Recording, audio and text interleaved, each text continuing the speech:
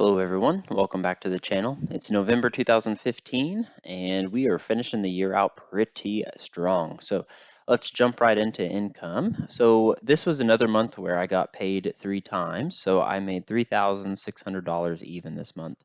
I did not work any overtime in the month of November. It just wasn't available.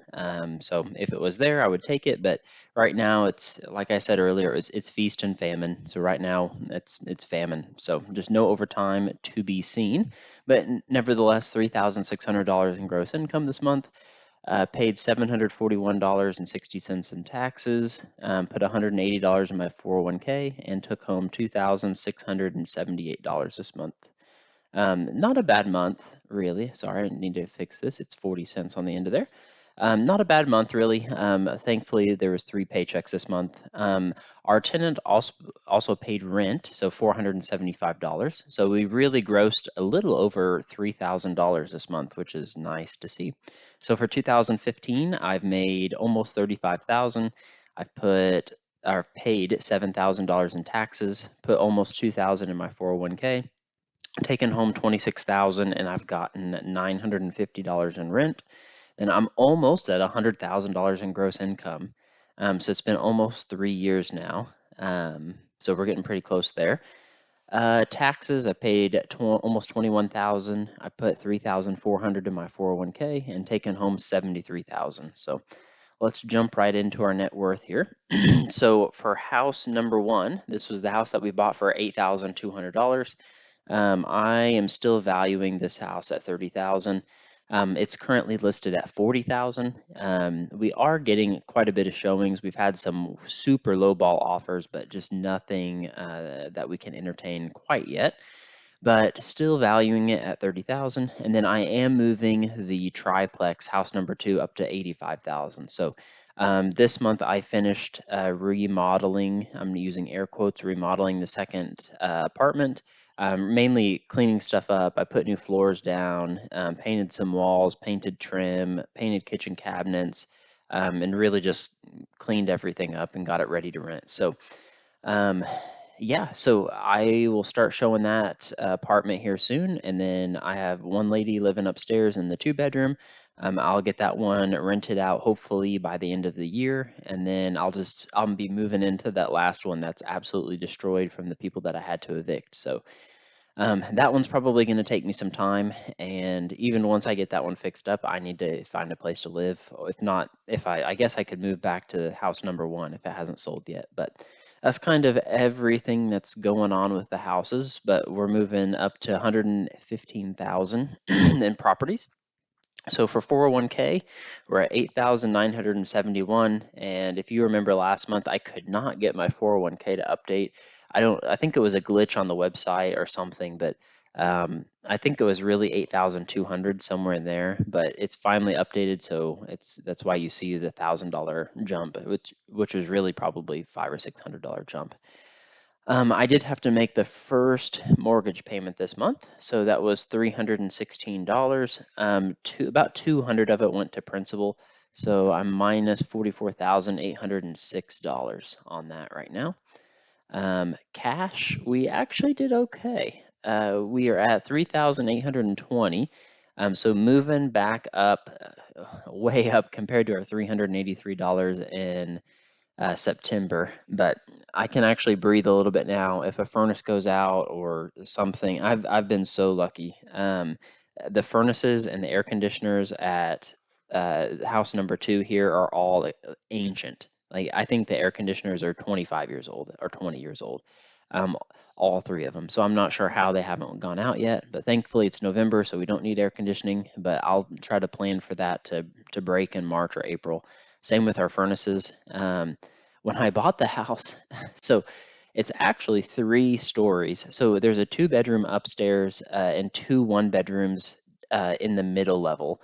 And it was built in like 1920 something and used to be a doctor's office. And it used to be just one giant house, which was then subdivided into 3 apartments. When I bought the house, a pipe had broke in the basement. And then the whole basement was flooded, and the 3 furnaces that were down there in the basement were sitting in about 1.5 feet of water. So now I fired all three of them up and they're working. I have no idea how the furnaces are working right now. I had just assumed all three of them would be absolutely destroyed from sitting in water for a week. But yeah, so I did get the plumbing fixed though. It was like a $4 part, like a little union that I had to use, and just cut it and repair it back together. So um, super easy fix. But rental checkings account, I am at 1,450. So um, I am paying this mortgage payment out of my checkings account. I'm trying to, find a balance between my personal checkings and the business checkings. Right now, I feel like the business checkings just doesn't have a much in it, and 500 of that is one of the ladies' deposits. So, um, yeah, so just trying to find the balance there. But I've got $5,270 in total cash, and that brings my net worth for November 2015 to $84,435. So not too bad for November. That is that right? That's a $10,000 increase. I'm gonna make sure I have everything right. Yeah, my 401k was up 1,000. Houses were up 5,000 for moving the second house up a little bit. Yeah, I guess that is correct. $84,435. That seems like a huge jump from October, but I think a lot of that is the 401k. Half of that is, moving the house value up, and I guess the other half is just paying down the debt a little bit and then saving up in cash. I did save $2,400 this month. Holy cow. That is awesome. I forgot that I made 3 paychecks this month too. So anyway, our goal pace. So our goal is to become a millionaire by the age of 30. I am currently at 21 years old, so I have another 9 years. And we are $20,485 ahead of goal pace. This year has been an absolute whirlwind. We're now 20,000 ahead, and then if you scroll back earlier this year in February, I was $27,000 behind. And I went from $18,000 net worth to $84,000 net worth in 10 months. Holy cow.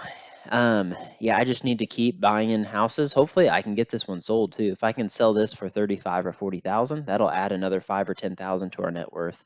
And then once I finish that last apartment, which will probably take me a couple months, I'll probably move our house value up to 90 or 95,000. Um, it's extremely difficult for me to value the houses on Zillow. This one here that I have valued at 30,000, that is listed at 40,000. Zillow is saying it's like 75,000 right now. That is, I mean, if it were 75, then I would have probably sold the house by now. So Zillow is definitely incorrect. And then this one, the second house is extremely hard to value because it's it's three apartments inside of one house, and it's an older house. It's in another kind of a small town. And there's just not very many houses like it. And again, if I look at Zillow, it uses the square footage of the house, which is like 4,500 square feet, and it's 3 bedrooms and or 4 bedrooms and 3 bathrooms, with 4,500 square feet. So Zillow tells me that it's like 160,000, which again, I know that it's not worth that much. It's 100 years old. So I just have them. I'm just giving my best guess from what I'm seeing other houses sell for, and I'm trying to be somewhat conservative too. So if I sell the house, I have to pay closing cost between 5 and 6%. So I'm trying to take around 10 to 15% off, what I'm valuing these properties at. But yeah, that's really it for November. So we closed out the month at $84,435. So thank you all for joining me on the video today. Be sure to like, comment, and subscribe. If you have any comments, questions, or things that you'd like me to include in future videos, just comment them down below and I'll be sure to get them included. Thanks everyone for watching, and we will see you in December.